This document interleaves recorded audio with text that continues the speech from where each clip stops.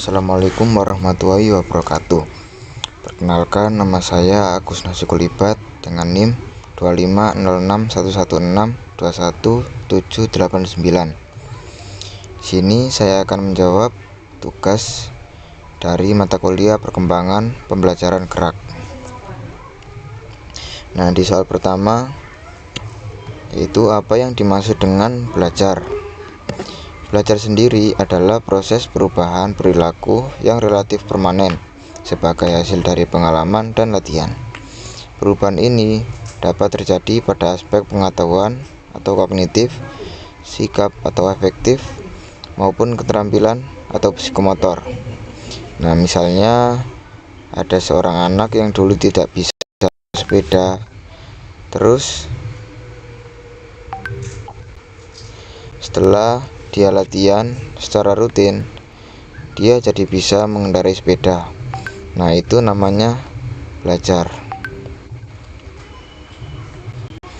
Nah, untuk soal yang kedua yaitu apa yang dimaksud dengan belajar gerak.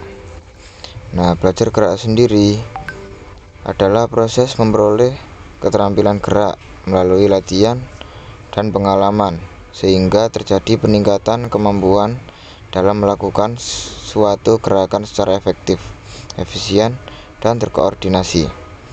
Contohnya, ada anak yang baru belajar menendang bola, yang awalnya sering salah, tetapi ia tidak pernah menyerah. Ia latihan secara rutin dan lama-lama dia saat menendang bola jadi tepat dan sangat lancar. Nah, untuk soal yang ketiga yaitu apa saja karakteristik gerak menurut Richard A. Shipman. Nah, menurutnya karakteristik belajar gerak yakni meliputi 1. Merupakan suatu proses yang tidak dapat diamati secara langsung atau yang terlihat adalah hasilnya saja. Nah, yang kedua, menghasilkan perubahan yang relatif permanen. Yang ketiga, terjadi karena latihan atau pengalaman. Yang keempat, mengarah pada peningkatan kemampuan melakukan keterampilan gerak.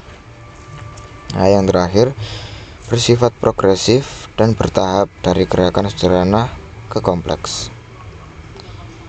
Nah, untuk soal yang keempat yaitu mengapa murid perlu belajar gerak. Nah, murid sangat perlu belajar gerak karena mendukung pertumbuhan dan perkembangan fisik, meningkatkan kebugaran jasmani, mengembangkan koordinasi dan kontrol tubuh, meningkatkan rasa percaya diri, dan yang terakhir menanamkan nilai sportivitas dan kerjasama. Nah, untuk soal yang kelima yaitu contoh penerapan hukum belajar dalam pembelajaran pendidikan jasmani. Nah, hukum belajar yang dikemukakan oleh Edward Torndijk yaitu ada 3. Yang pertama, hukum kesiapan, hukum latihan, dan hukum akibat. Nah, apa sih yang dimaksud dengan hukum kesiapan itu? Nah, hukum kesiapan atau belajar efektif terjadi jika individu siap secara fisik dan mental. Contohnya, guru melakukan pemanasan dan menjelaskan teknik dasar sebelum siswa praktik senam lantai. Nah, yang kedua, hukum latihan. Seiring suatu gerakan dilatih, semakin kuat hubungan stimulus dan respon.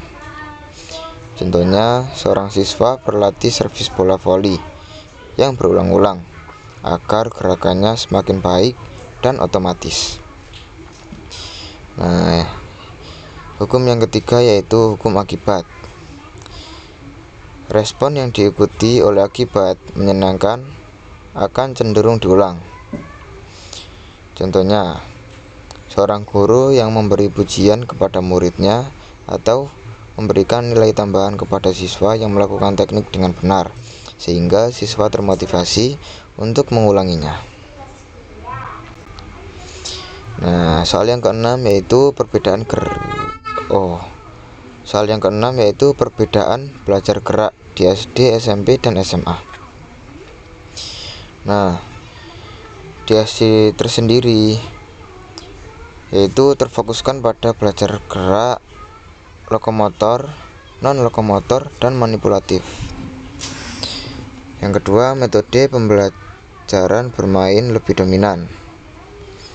Yang ketiga, atau yang terakhir, pengembangan koordinasi dasar.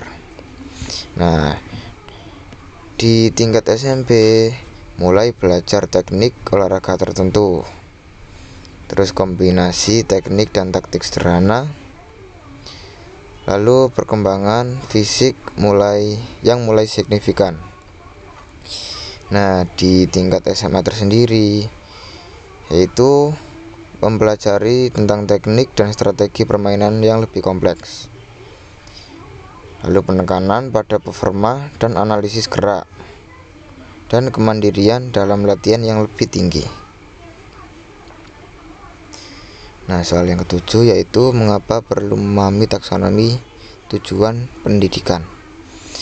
Nah, taksonomi sendiri yaitu yang sangat penting untuk membantu guru, karena taksonomi itu merumuskan tujuan pembelajaran secara sistematis dalam ranah kognitif, afektif, dan psikomotor, sehingga pembelajaran menjadi terarah, terukur, dan menyeluruh. Untuk soal yang ke-8, mengapa di pembelajaran gerak diperlukan kognitif dan afektif selain psikomotor? Karena di dalam penjas, memahami teknik, aturan, dan strategi itu ada di dalam pembelajaran gerak kognitif. Nah, untuk membentuk sikap disiplin, tanggung jawab, dan sportivitas itu ada di pembelajaran gerak afektif. Nah, di psikomotor sendiri itu mempelajari tentang gerakan secara terampil. Jadi ketiganya itu saling melengkapi untuk mencapai pembelajaran yang lebih utuh. Nah, dari soal yang ke-9 yaitu cara memastikan murid memahami konsep sebelum praktik.